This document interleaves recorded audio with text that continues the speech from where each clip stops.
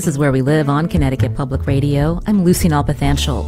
There's a baby formula shortage in the U.S., leaving parents of infants scrambling to find alternatives. It began when Similac manufacturer Abbott Nutrition, one of 4 baby formula makers in the U.S., suspended production at a Michigan plant over safety issues and recalled some powdered infant formulas. Inventory on store shelves plummeted in certain areas, and there have been multiple stories of parents who've needed to travel miles outside their communities to purchase formula. Many turn to social media, like a Facebook group called Find My Formula CT that has become a go-to resource for some Connecticut families. That group has more than 2,000 members. Today, Where We Live, we talk to a local pediatrician to help answer questions from families about feeding their babies during the shortage. Now, every mother's story is different. Some can exclusively breastfeed, while others only use baby formula. There are mothers like myself who did both, breastfed and then switched to formula. And some babies with special health needs may only get formula. Now, I can't imagine the anxiety parents have been experiencing.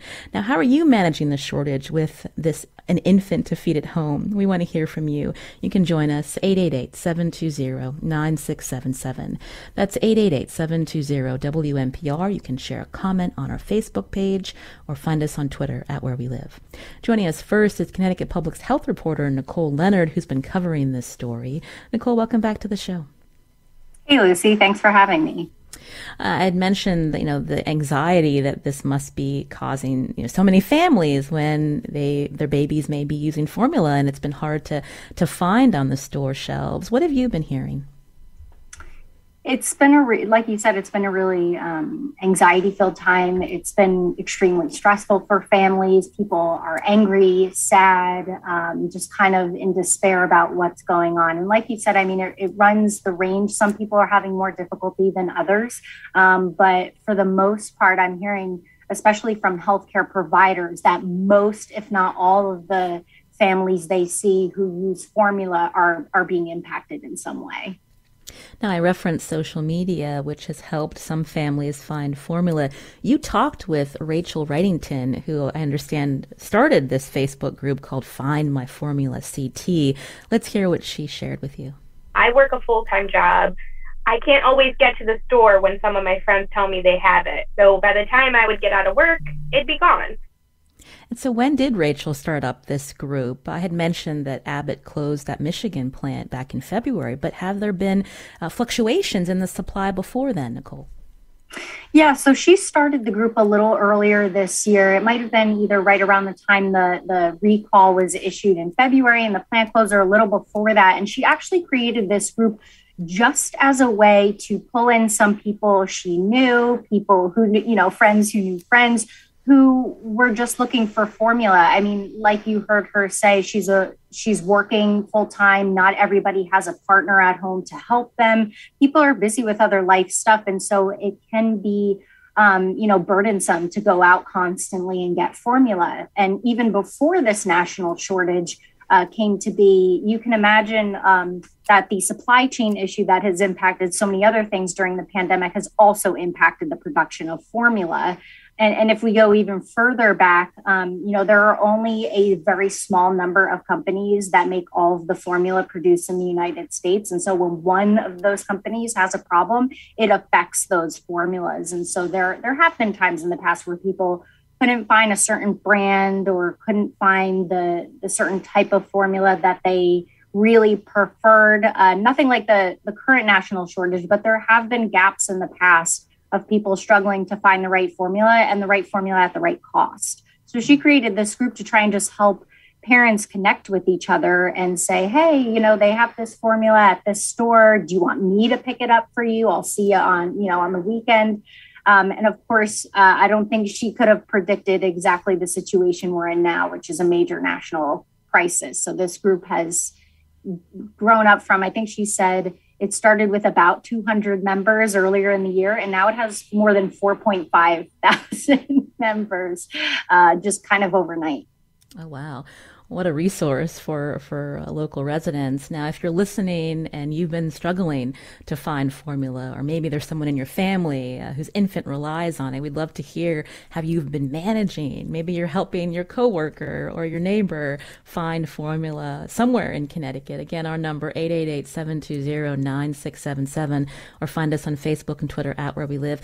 Nicole, you've included data in your reporting, I believe, from Data Assembly, which is a retail data firm. So what is the nationwide out-of-stock rate for baby formula right now, and how much did it peak? Yeah, so it's a moving target right now, but Data Assembly is a company that looks at trends in the retail market, and specifically like grocery stores and grocery items. And the latest report that they had issued said that 43%, they had a 43% out of stock rate nationally for formula. So that's been I believe, one of the highest rates that we've seen. It also varies depending on where you are, geographically. There are some states and there are some metro areas that have seen as high as 50% during this national shortage. Other places are doing a little bit better, but it has been in the double digits of the percentage of out of stock formula. And when we look at this time last year, the out of stock percentages were only in the single digits. So it's significant. What did Data Assembly show in terms of metro areas in Connecticut, like Hartford, New Haven? How bad is it, Nicole?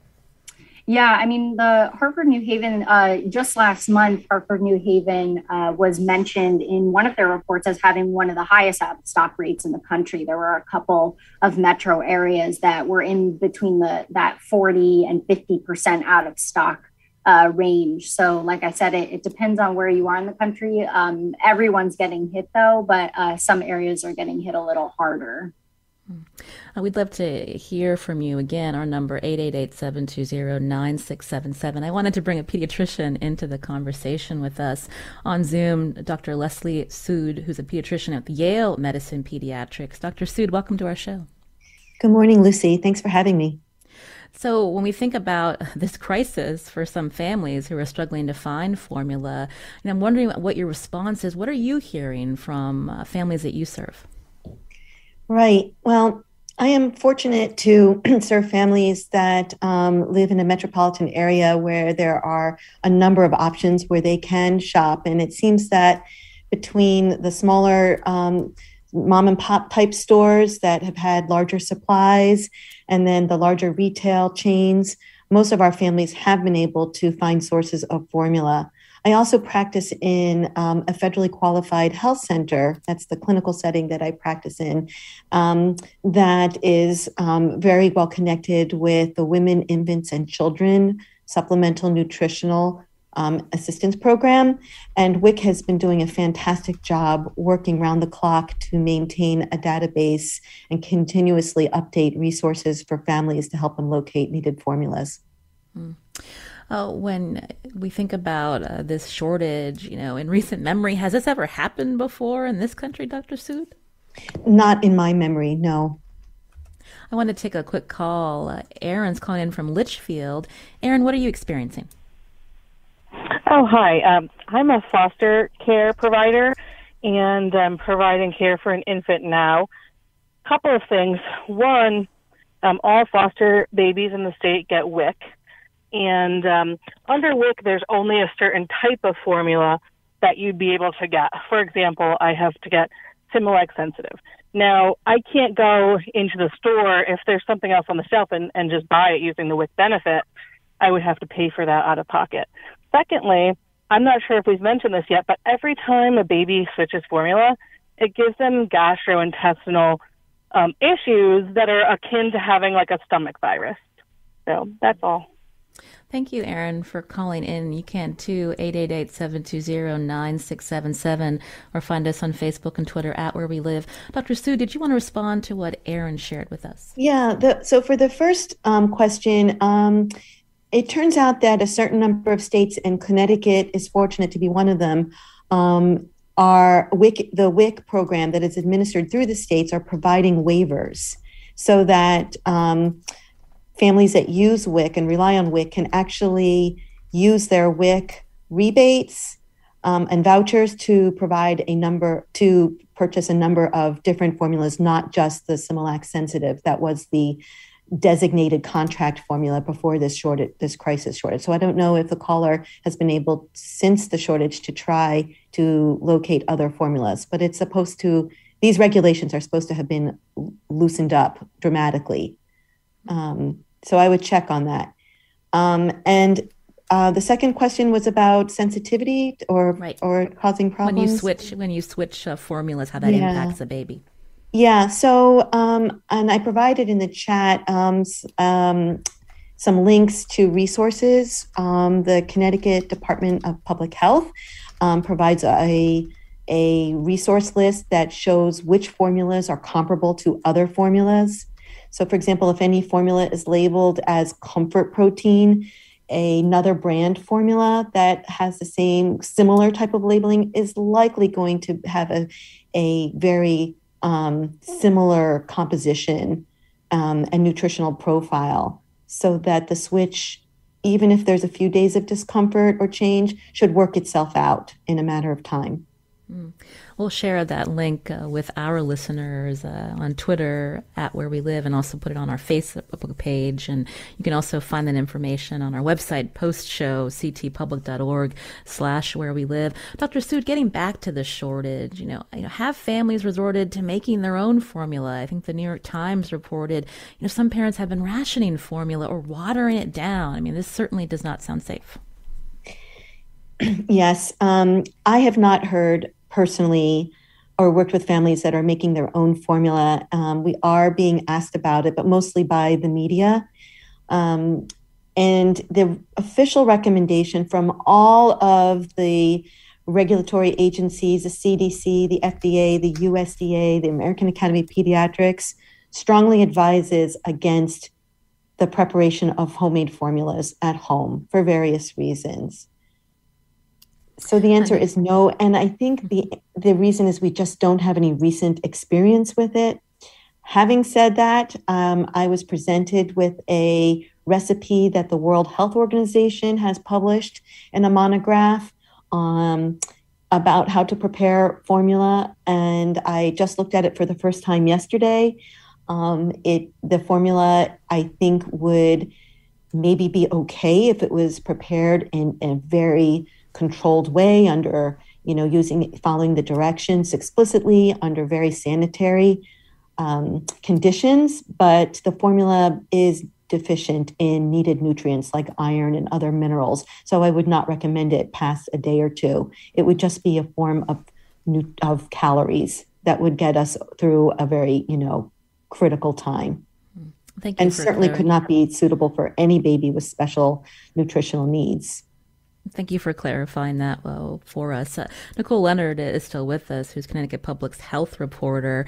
You'd mentioned earlier social media has been a useful tool for families looking to find the formula that their infant uses, but you've also been speaking to local organizations like the Diaper Bank.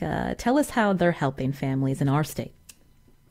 Yeah, there are organizations like the Diaper Bank that have always worked with families in trying to connect them with infant products and other support services and resources for them, including, if the family didn't know they were eligible for the WIC program. That's something that they help people connect and make sure they get to the right places to apply for that program. So the Diaper Bank in this crisis has been involved is that, they already have connections with these families. They have a supply of baby formula that is pandemic related. And so now they have this supply of baby formula that they can help distribute to families in need. And they've been working with more than, I think it's like 60 to 70 other organizations across the state who work directly with families, a lot of, families in vulnerable communities and marginalized communities, and helping them connect with formula and helping them distribute that formula to families who are really in need, who, may not be able to afford formula. If they see it at a higher price, either online or something like that, they won't be able to afford it. I think the WIC program was brought up, and something that's been brought up a couple times is that WIC participants, I believe, can't use their benefits online for online purchases. So that's been a problem. Online, like Amazon if you're buying formula there. They can't use their benefits that way. So they're limited. So these organizations like the Diaper Bank have been really crucial in connecting families who are really in need of formula and who are struggling to find it anywhere else. Given the shortage and from what some of our congressional delegation members have said in recent days, Nicole, are prices spiking? Are we hearing about price gouging? Yeah, I mean, in general, we're seeing a little bit of a price hike across the board, and that is common for when goods are like in high demand and there's a limited number of them. So that's sort of normal for if we're in a crisis type of situation. We actually saw this happen during the pandemic, right? When there were supply chain issues and the prices of things got risen a little bit higher because they were in demand, but there was only so few of them. So that's normal. When we're talking about price gouging, it's really those astronomical prices that are being placed on products that usually aren't coming from the manufacturing companies or the box stores. They're really kind of coming from people who are potentially reselling items, which is not, there's no law against that. People have been doing that online, say they've, bought formula and they don't need it. And so they just want the exact, price point that they bought it for if somebody's willing to buy it. But we're really seeing, one example that U.S. Senator Richard Blumenthal brought up earlier in the day is that, people used to be selling formula that they may no longer needed on eBay for like $30 a can. And there's an instance where he's just seen it listed for $80 a can. That's pretty significant for one can. So there are, in general, reports about that going on across the country. Specifically here in Connecticut, they're not, I've seen observational reports of this online. The Attorney General's office is asking people to submit claims to them and to get in contact with them when they come across these instances, because they're going to be collecting these cases to see if there's, any grounds for them to go after individuals or people who are trying to take advantage of the situation, basically, by making a profit off the crisis. In recent days, I think Abbott Nutrition has announced it's going to plan to resume production. The FDA says it's going to ease the import regulations for baby formula. That's all good news, but I would assume this is going to take several weeks before we start to see the stock replenished, Nicole. Yeah, Abbott said that if they get final FDA approval and court approval of this deal that they've come to, and that deal is between them and the U.S. Food and Drug Administration about them taking more precautions at the plant and doing things to rectify some of the safety control issues that were identified by an investigation this year, an inspection at the plant. That deal, when it's finalized and when production actually begins, it's going to take another, they say, 6 to 8 weeks for a product to actually reach the shelves. And that's if everything goes like perfectly smoothly and, product still has to come from this plant and be distributed all over the country. So it's going to take time. And then, of course, I've spoken to families and providers and pediatricians who hope that, when product does begin to hit the shelves, that the hope is that people don't start hoarding it. Because as you can imagine, Lucy, this is a really stressful time and anxiety, a time that's filled with a lot of anxiety. And you can imagine that a parent who has gone through this for the last couple of weeks, when they see formula, they might buy a little more than they used to, because they don't want to go back to that feeling. On the other hand, when people buy more than they need, it leaves somebody else without baby formula. So that's the concern going forward, is that even when product does hit the shelf, and it could take several months for this crisis to resolve, that hopefully people don't start hoarding formula when it does come out. You're hearing Nicole Leonard here on Where We Live. She's health reporter for Connecticut Public. Nicole, thank you for joining us today. Thanks for having me, Lucy. Staying with us is pediatrician Dr. Leslie Sood with Yale Medicine Pediatrics as we continue talking about this baby formula shortage. And after the break, we're going to hear from an economist about this shortage, and we're going to examine how U.S. workplace policies can have an impact on mothers and the decisions they need to make to feed their babies. We want to hear from you too. 888-720-9677. That's 888-720-WNPR, or find us on Facebook and Twitter at Where We Live.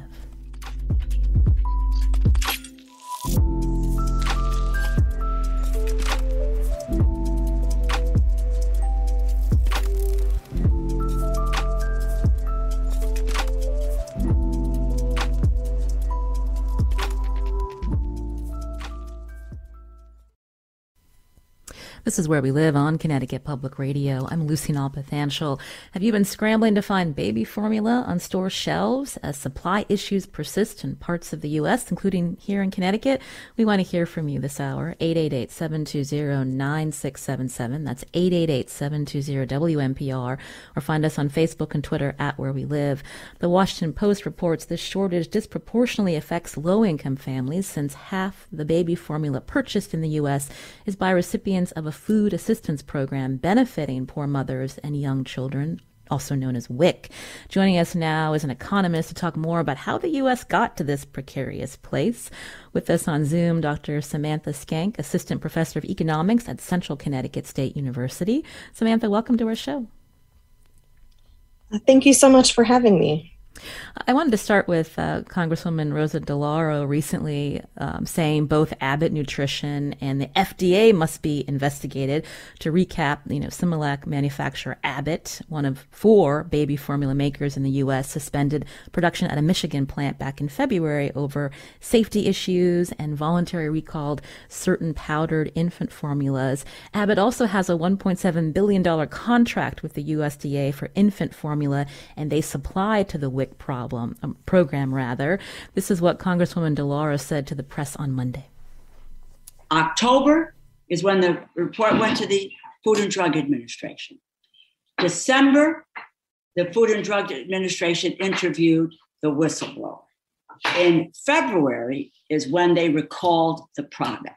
So 4 months before letting the public know about a contaminated product. This certainly raises a lot of questions in the public. Samantha, I asked Dr. Leslie Sood earlier, have we seen a shortage like this in recent memory? And she said not that she could recall. I mean, how shocking is this to you? Well, I think over the last couple of years, it's been shocking to us all to see some of the shortages and supply chain issues that we've had here in the United States. The wealthiest country in the world, we don't expect things like this to be out of stock. However, once I started to do a little more digging into the market structure of formula in this country, I'm actually not really surprised that this would happen during a time of upheaval, like during COVID and all these supply chain issues. Our supply of formula is actually not very resilient because it's so reliant on so few manufacturers, and there's a lot of regulations on formula imported from the rest of the world.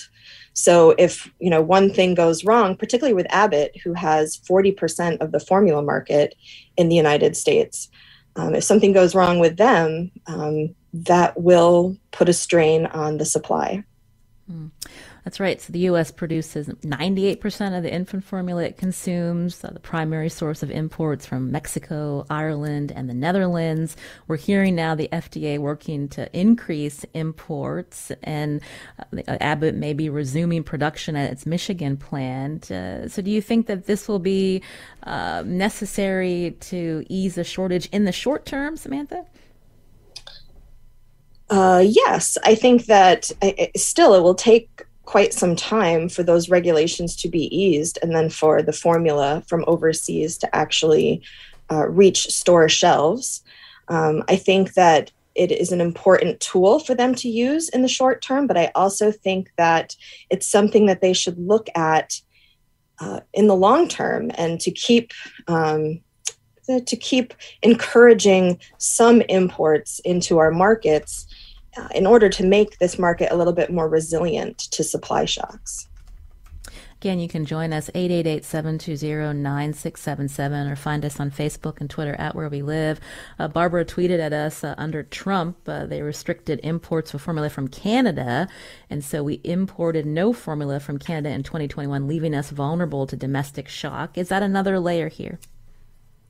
Yes, definitely. With the new trade deal that was brokered under Trump with Canada and Mexico, they placed a very steep tariff on any imported formula. It's about 17.5%, which makes it unrealistic for any foreign formula company to be competitive.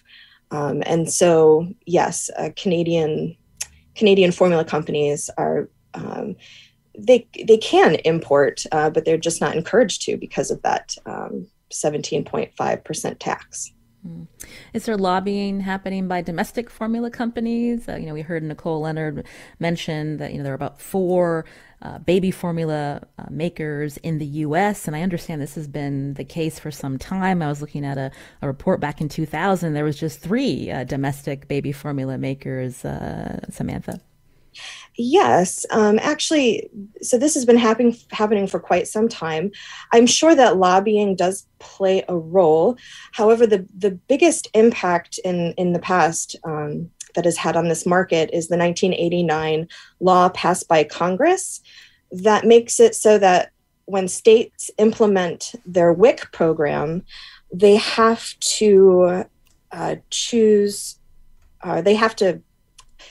put out bids, right? And they have to contract with a single formula company to provide the formula for the WIC program.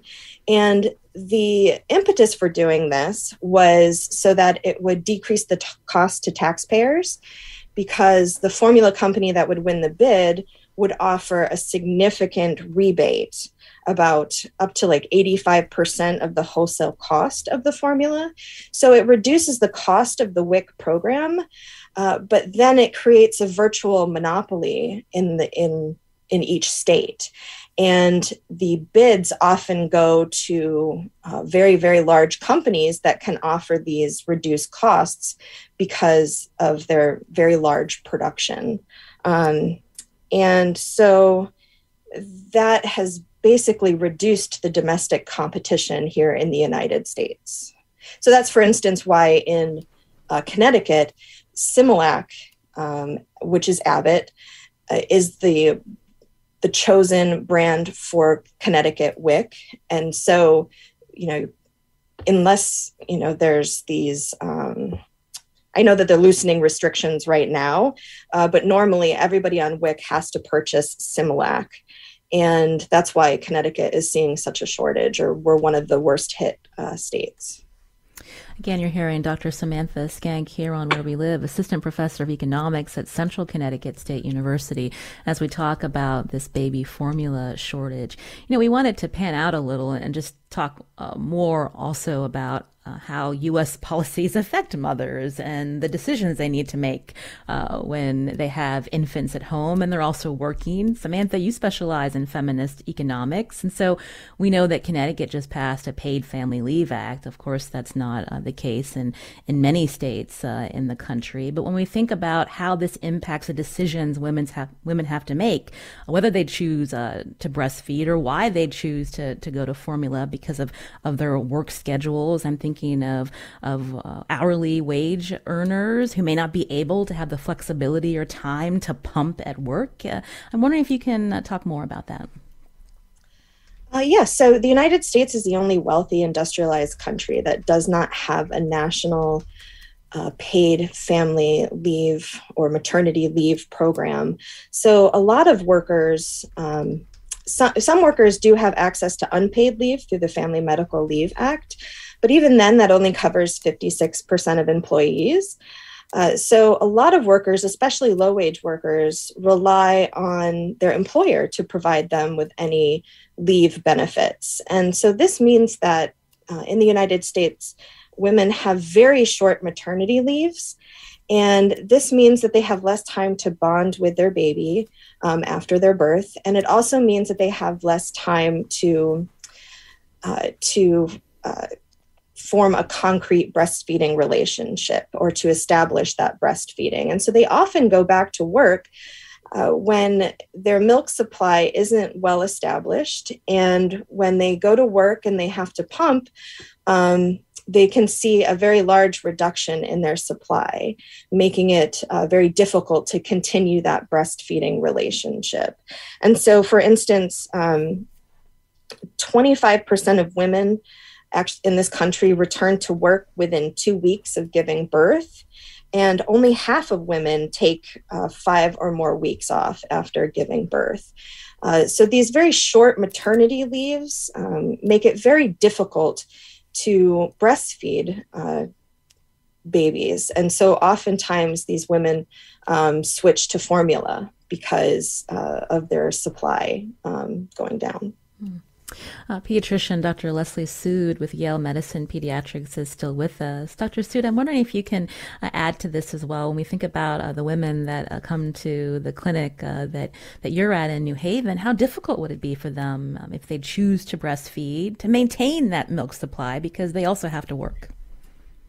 Yeah, well, exactly. Echoing what Samantha just said, that many of the women I care for work shift work or hourly jobs that don't have comfortable, hygienic places, private places for women to pump. They're often given very limited breaks throughout the course of their workday to pump. And they also don't have places to store milk. So they need to be able to afford a high quality cooler to bring with them to work to keep their express breast milk cool during the day. So it as a society, we do have quite a bit of work to do to make breastfeeding expected and normative in the workplace and throughout communities. You can join our conversation, 888-720-9677, or find us on Facebook and Twitter at Where We Live. Samantha, we've done some shows in the last 2 years about how there are fewer women in the labor force. And then we think about some of the decisions that women have to make when they decide to have families and how it's so difficult to balance the needs of their families, their infants, with their working schedule. Certainly impacts the labor force too. Oh, definitely. And we can see that throughout the COVID pandemic. There's been this huge exodus of women from the labor market because of all of the childcare responsibilities that they faced during the pandemic when schools were closed, daycares were closed. And so they didn't have that childcare available. And so they ended up having to quit their jobs or take extended leaves because you just weren't able to manage both work and the childcare. The wage gap that we see here in the United States, which is currently, women make about 82 cents on the dollar for every dollar that a man makes. A lot of that is due to experience that is lost from women who take time out of the labor force when they have children. So they definitely have more caregiving responsibilities at home, which makes it difficult to compete on the labor market with their male counterparts. And so that's one of the major contributors to the wage gap that we see. Mm. I wanted to bring up stigma because, with this baby formula shortage, a lot of women speaking out about, even before this, the decisions that mothers make, whether they choose to maybe use formula exclusively or to choose to breastfeed. There's a lot of opinions now out there, Dr. Sood, that, maybe more women should just breastfeed. It's not that simple. I wonder if you can talk about that. Right. Well, we certainly want to honor a woman's choice of how they would like to feed their baby, and also recognize that many women cannot breastfeed for various reasons. They may be undergoing medical treatments or have had prophylactic mastectomies to prevent breast cancer. They may be on medication, which is contraindicated for breastfeeding. They may not be, many mothers are not birthing mothers. We have foster parents, adoptive parents, and we even have, same-sex couples who are raising children that are unable to express their own breast milk. So we recognize that right up front. But at the same time, we want to make sure that we have a very informed community of parents who can who understand what their options are and have good knowledge, good access to knowledge and healthcare and social community supports to achieve their feeding goals. Monica's calling in from Middletown. Monica, what did you want to share? Hi, good morning. Thanks for taking my call. I'm calling from the Connecticut Breastfeeding Coalition. And I just wanted to share that employment, going back to work, is one of the major challenges that women face when they're making the choice about whether to breastfeed or use infant formula. And so we created a breastfeeding-friendly worksite recognition program to support employers in following the law, because it is the law in Connecticut, but also to just support them in doing the best they can. Do you find that there are a lot of employers that are shifting their thinking here, that are being responsive to this, Monica? Well, I think the formula crisis, it's not, they can't respond quickly enough because of the crisis, but I do think it's bringing some attention to, as you were talking about on the show, some of the systemic and societal barriers that women are up against when they're trying to make these choices. And so we're just trying to help alleviate some of that. You mentioned you're with long-term goal, I guess. Yeah. You mentioned you're with the Connecticut Breastfeeding Coalitions. Is this easy to find on Facebook if people want to learn more? Yeah, so Breastfeeding CT on Facebook and breastfeedingct.org on our website. Well, thank you, Monica, for calling in. Before we head to break, I did want to bring up when we think about institutional racism in healthcare, there have been reports that, Black women have the lowest breastfeeding initiation rate of all racial groups at 69%, compared with 85% of white women and 83% of women overall. That's according to the ACLU. There was a 2019 George Mason University study that investigated the feeding patterns of 190 low-income, predominantly Hispanic immigrant women who attended 2 WIC clinics in Virginia. They were 8 out of 10 of them were living below the federal poverty line. Food insecurity was high. And the report found that the early rates of introduction of formula in the population surveyed is alarming. 17% reported giving formula at the first feed and 45% before they left the hospital. And so I wanted to ask both of you, I'll start with you, Dr. Sood, when we think about, how obviously the woman makes the choice of the best way to feed their infant, but in terms of how women are treated differently in the healthcare system about those choices, I'm wondering if you can respond to those studies. Yes, well, this is something that I feel very passionate about. When I make newborn nursery rounds, I will often walk into the room of a family and I'm told ahead of time that the baby is breastfeeding, and yet there's little samples of formula all over the room.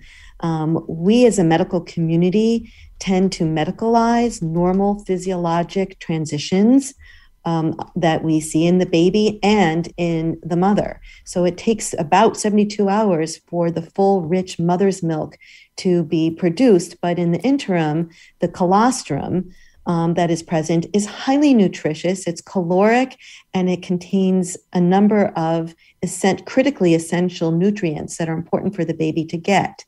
We also weigh the baby every single day, and the normal weight loss that we see in babies is medicalized and often responded to by, offering the baby formula while we're waiting for the mother's milk to come in on that third day, when it is absolutely not necessary to do so. And this is particularly true for children, infants that are born via C-section. Those moms are often pre-hydrated or given IV fluids in terms of antibiotics and other solutions during their surgery, so that when the baby is born, they have excess water weight on board that they quickly pee out.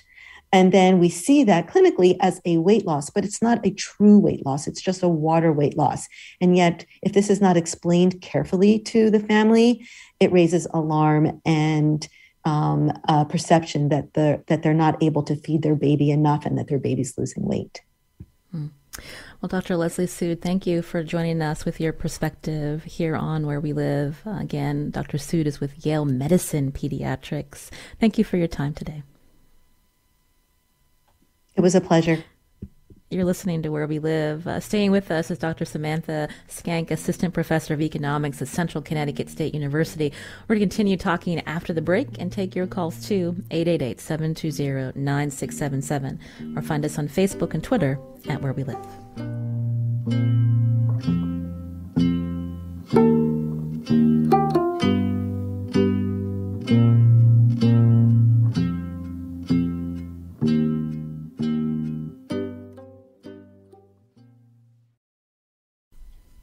This is Where We Live on Connecticut Public Radio. I'm Lucy Nalpathanchel. Today we've been talking about the baby formula shortage and also talking about how policies in the U.S. Impact the decisions mothers have to make to feed their infants. Still with us on Zoom, Dr. Samantha Skank, Assistant Professor of Economics at Central Connecticut State University. I'm wondering if you could pick up where Dr. Sood left off before we had to take a break when we think about the decisions that are made and how women are encouraged to either use formula or feel like they're, making a bad decision if they don't breastfeed. There's a report from the U.S. Department of Agriculture that cites aggressive formula product marketing that actually discourages women from breastfeeding. What can you tell us? Yes, I think that marketing formula is controversial because there is, there's the breastfeeding option that the health practitioners want to encourage. I think that as women have started to breastfeed more over the last couple decades, formula companies have aggressively marketed to Black mothers in particular, the use of formula as a better choice or a more superior form of nutrition. And so that is one of the reasons why we see women of color having lower breastfeeding rates. And I think that, that is one of the things going forward that Congress may want to think about regulating.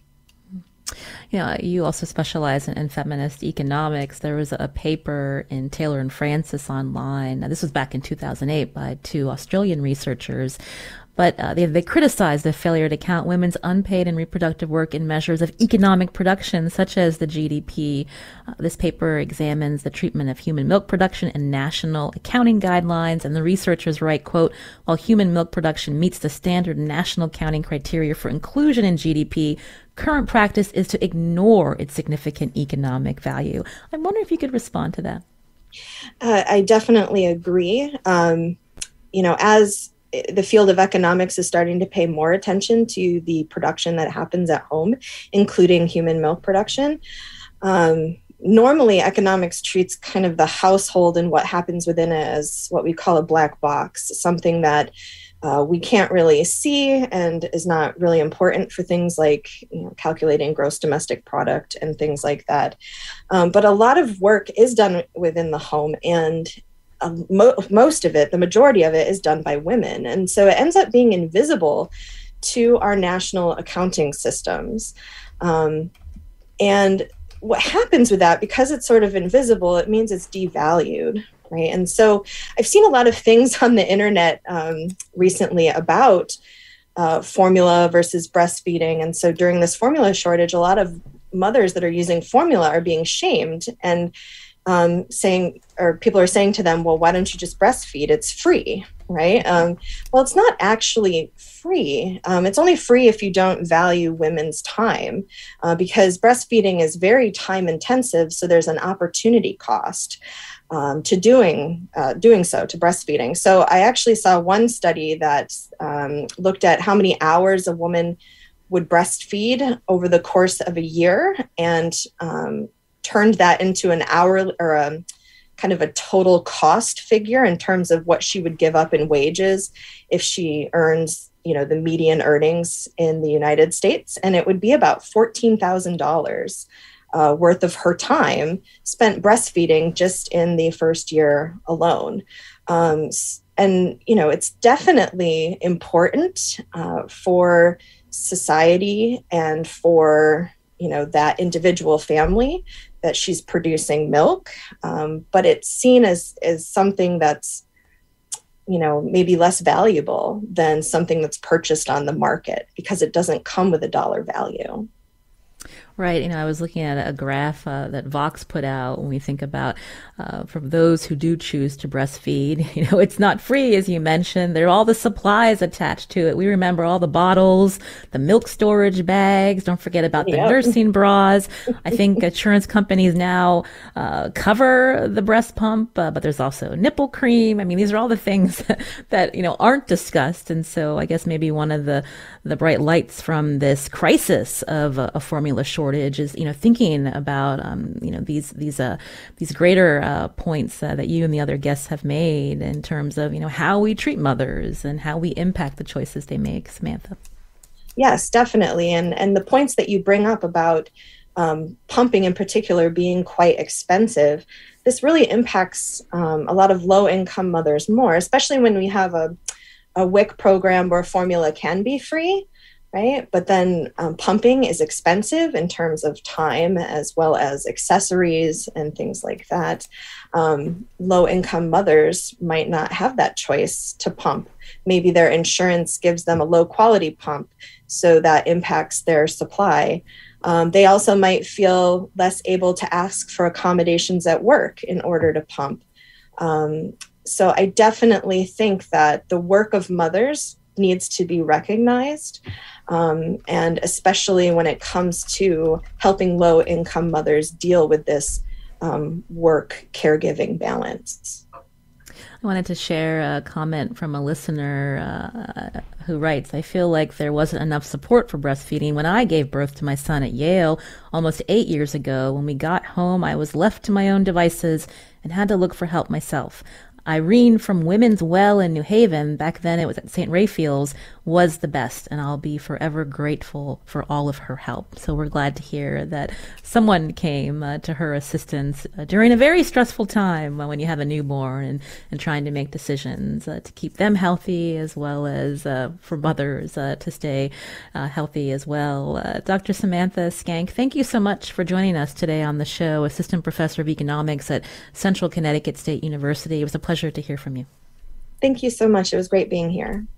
I'm Lucy Nalpathanchel. Today's show produced by Sujata Srinivasan. Tomorrow we'll be back with another live show, and you can listen to Where We Live anytime. Just download the show on your favorite podcast app.